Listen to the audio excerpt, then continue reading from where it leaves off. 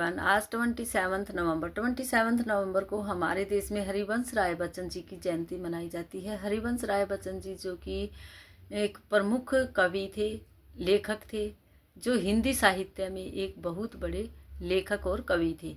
उन्हें हिंदी साहित्य में पद्म भूषण से सम्मानित किया गया था। उनकी सबसे जो फेमस बड़ी कविता है मधुशाला कविता है। उनकी एक कविता है कोशिश करने वालों की हार नहीं होती। इस तरह की उनकी बहुत सारी कविताएं हैं जिसके माध्यम से वो लोगों को प्रेरित करते हैं कुछ ना कुछ करने के लिए। उनकी जो कोशिश करने वालों की कभी हार नहीं होती, इस कविता के माध्यम से वो बच्चों को ऐसे प्रेरित करते हैं कि हर किसी कार्य को करने के लिए हमें कोशिश करते रहना चाहिए। जिस तरह से एक चींटी बार बार ऊपर चढ़ती है और गिरती है, चढ़ती है और गिरती है, फिर भी वो चढ़ती ही रहती है, प्रयास करती रहती है और वो सफल हो जाती है। उसी तरह गोताखोर एक सिंधु नदी में जैसे कि गोताखोर गोता लगाता रहता है, बार बार गोते लगाता है, लेकिन हर बार ज़रूरी नहीं कि उसके हाथ मोती आता है, लेकिन फिर भी वो कोशिश करता है और आखिर मोती लेकर आता है। इस तरह कोशिश करते रहना चाहिए। नर्सरी क्लास के बच्चे हैं, हम उन्हें बताएंगे कि आप भी कोशिश कर रहे हैं, क्योंकि नर्सरी क्लास के बच्चे कोरा कागज़ होते हैं, उन्हें सब कुछ शुरू से सीखना पड़ता है, तो वो सीखते हैं और वो एक कोशिश है, इसीलिए वो सीख पाते हैं। अगर वो थक कर बैठ जाएं कि हमसे नहीं होगा तो वो सीख नहीं पाएंगे, लेकिन उन्हें कोशिश करते हैं। वो एक ही अक्षर को बार बार बनाते हैं, एक ही चित्र को बार बार देखते हैं, उसी चित्र को बार बार उसका देख कर लिखते हैं। एक ही कार्य को वो पूरे साल करते हैं, लेकिन कोशिश करते हैं और वो सीख जाते हैं, आगे तक का सीख पाते। इसलिए कोशिश करते रहना चाहिए।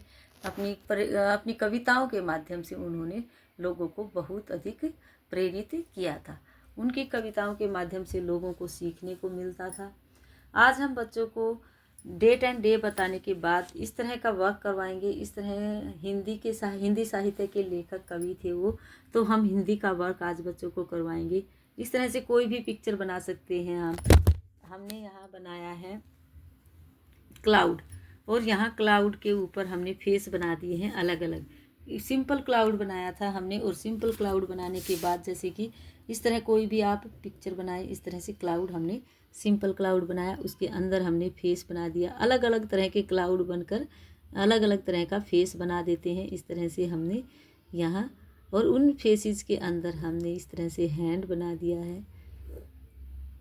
अलग अलग तरह से हम जो भी बनाएंगे बच्चे उसको अलग तरह से देखेंगे, खुश होकर देखेंगे और सीखने की कोशिश करेंगे। इसके अंदर हमने लिखे हैं व्यंजन।